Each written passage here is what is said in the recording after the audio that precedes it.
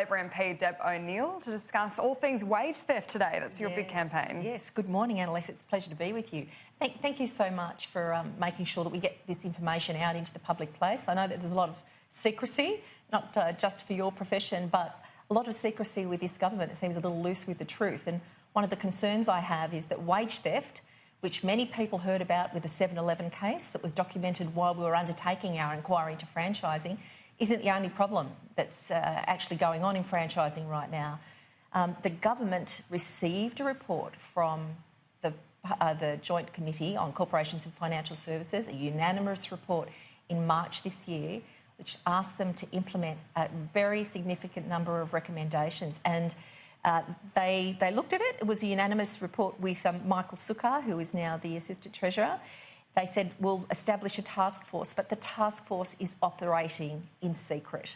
I can't tell you anything about what they're doing, even though I have had my request for a briefing responded to, because the government are demanding that all that stays in secret. And that's not helpful to franchisors who are out there, including, you know, a fantastic young Australian who went out to Western Australia, went out working in the mines to make sure that he could save up enough money, decided to go back home and start a business.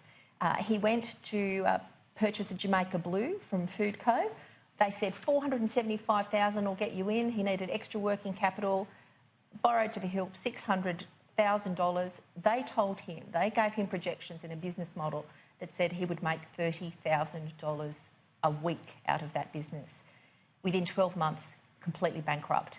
Now, he's not somebody that I met through the inquiry. This is since the inquiry. This is just one of a number of people who've gone public with these continuing concerns about franchising. And even the head of the ACCC is on the case saying there's a big problem in this industry. Now, I do remember this issue was examined in the Banking Royal Commission, and the findings from the Commissioner were quite soft, because there is this argument that if you're being presented with documents that say you're going to make hundreds of thousands of dollars a week from a coffee shop, is that not buyer beware? Should you not logically, with your own common sense, realise that that's really unrealistic? Well, that's so true, and buyers should be very beware, because Mr Keogh from the ACCC has said that there's just huge amounts of information that's missing. So one of the problems in trying to check if the information you've received is correct is to go to somebody who actually understands the franchising model. Well, we heard evidence in the course of the inquiry that even where people did get a decent array of documents and took them to a solicitor, they went through them with their normal skill set and they didn't look for things that are specific to franchising. So we've got franchisors who were already out lobbying, saying there's nothing to see here, despite the committee's report and our concerns. It's true if you cannot, as the ACCC Commissioner said, if you cannot find out the names and the numbers and have a meeting with the previous two people who owned that business, then you should stay away from it. He also put on the record, I think very importantly, that while people think they're going to get great support in a franchise structure, the failure rate of franchise businesses is not that dissimilar to somebody who starts their own business. And at least when you're starting your own business, you control who you get your supply from. So you get cheaper supplies. And this was a big problem for people in franchising, forced to buy at well above the market retail rate the produce that the franchisor told them they had to have. So in a nutshell, it's a big problem. The problem hasn't gone away. The people that I'm bringing to the Parliament today, because Labor believes in small business, we know that in all those communities across the country that are outside a big city, small businesses are the employers. They're the ones who create jobs, and they need to be decent jobs with proper wages, and you can't do that if you're getting ripped off yourself. When it comes to wage theft, though, it's always struck me that those larger franchise companies are better insulated against wage theft accusations than a small business. We see things like 7-Eleven is a great example, where they keep going. They stand, it's the head company that takes a hit.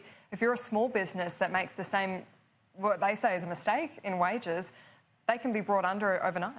Well, you're right about the overseeing franchise model being able to sustain it because it's got an awful lot more money involved. But the people that it hurts along the way are all of the workers who didn't get their fair wages, whose wages were stolen from them. But in the middle, the franchisees are getting crunched. And that's where the recommendations of this report come in. It's for the franchisees to make sure that they actually are able to purchase a product, which is a business, that is revealed to them accurately, that all of the wage costs and the ongoing costs that are part of that business should be just standardly provided. What we know is that that's not happening. That is absolutely not happening. What would you like to see the government do in particular? I mean, if that's a very specific question that you want them to be able to list the previous owners, surely there's some kind of privacy implications with that particular question, but also what more could you do to protect franchisee people who are taking it on when really this information is being laid out for them in full? Well, the problem is information isn't laid out in full. But if you're getting that cost breakdown when you're told it's going to make this much... That's the problem, they're not getting it. They're getting fanciful documents. People in business, and this is a $182 billion business industry in Australia, in the economy, franchising. It's really significant. Too many people are losing their entire house, their entire fortune, not just their house. In some cases, young people whose parents go as guarantor for them so they can get a business loan and move into a business. They're losing everything. There's something that really stinks in this franchising model. The report that we produced is substantial with tens and tens of recommendations. This is a government that is doing everything in secret, if it's doing anything at all. It's saying, just trust us, it'll be fine. And in the meantime, the problems that we so accurately documented with the remedies in our report continues not to be implemented by this government. I said to those people who came to the committee and those who've approached me since, I will not rest on this matter.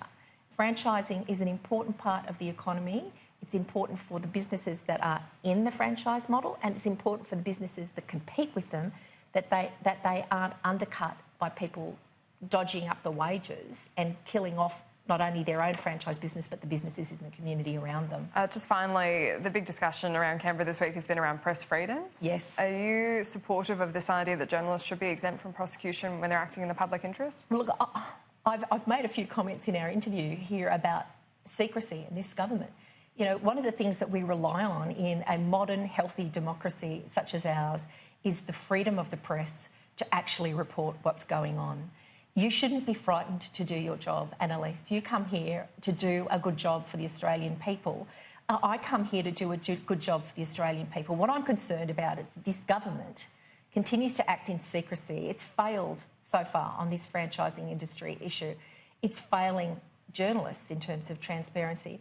And that's bad for our whole country and for our reputation internationally, as well as the practical realities of the stories that need to be told should not be interrupted by a government with too much power and too much say. So on that point of journalists being exempt from prosecutions if they're acting in the public interest, do you support that? Of course, because that's what we're here to do, to serve the public interest. And I'm concerned with this government that the lack of transparency means that they may be serving other masters, including their own political advantage and who knows what else. But in $182 billion, I'd hope the government would actually be on the side, because they say that, you know, the Liberal Party's supporters of small business, well, they're failing small business. They might be on the side of a few very big franchisors, but that's not good enough for the Australian people. Ordinary, hard-working Australians who want to invest in small businesses should be able to do so with a degree of safety, with structures provided by a government that should be taking responsibility. No longer should this particular industry be allowed to continue to self-regulate, because its self-regulation is causing exploitation. And sorry, just one more, just finally, but in Queensland today there's protests against these laws that would stop protesters being able to attach themselves to things. The Queensland government says it's in the public safety to ban that, but is that hampering freedom of speech? Well, it's important, this whole concept of freedom, freedom to and freedom from. And I think we've got to be careful about a balance there. This is a matter for the states to discern what they're actually going to do. But the protest goal, I'm sure, is to achieve an outcome, and that's to bring the whole community along with them. I would be really worried about any form of protest that put protesters physically at risk themselves and also put the community at risk and endangered the community. Anything that takes up community resources like, you know, ambulances or resources that take away from serving the broader community, I think people really need to look at the way in which protest can deliver a good outcome without going to excess. Deborah O'Neill, thank you for your time. Thank you.